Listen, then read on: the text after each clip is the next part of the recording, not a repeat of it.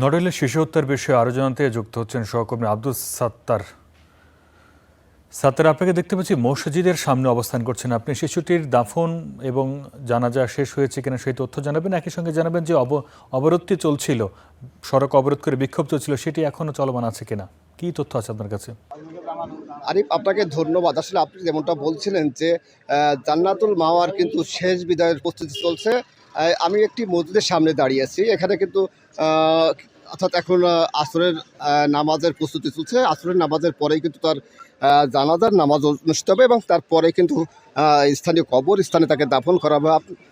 দর্শকদের জানিয়ে রাখি যে গতকাল বিকালে তার এক প্রতিবাসী আসলে জান্নাতুল মাওয়াকে, 5 বছরের শিশু জান্নাতুল মাওয়া, তাকে ধর্ষণের উপর হত্যা করে। সেই ঘটনাকে কেন্দ্র করে কিন্তু এই এলাকা জুড়ে ক্ষোভের সৃষ্টি হয় এবং আজ সকাল থেকে ঢাকা নড়াইল যশোর বেনাপোল মহাসড়ক কিন্তু এই এলাকার শিক্ষার্থী সহ বিভিন্ন শ্রেণী পেশার মানুষ অবরোধ করে রাখে।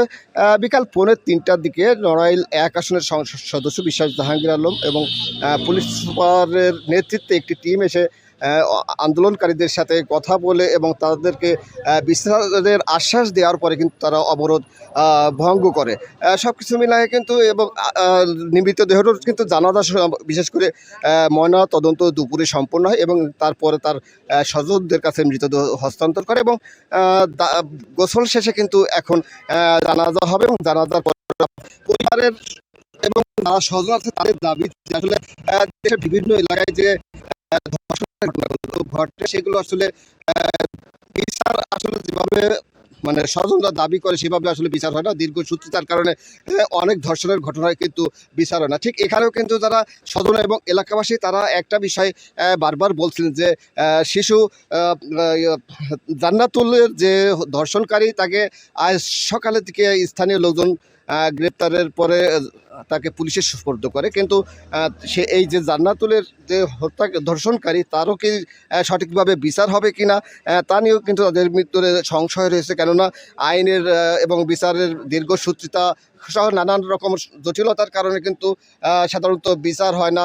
তাদের পরিবারের দাবি যে জান্নাতুলের যে ধর্ষণকারী তাকে গ্রেপ্তার করা হয়েছে, কিন্তু সঠিকভাবে যেন তারা বিচার পায়, খুব দ্রুত সময়ের ভিতরে বিচার পাবে এবং তার মানে সর্বোচ্চ শাস্তি যেন মৃত্যুদণ্ড হয় এমন কিন্তু এখানে লোকজন আশা করছে।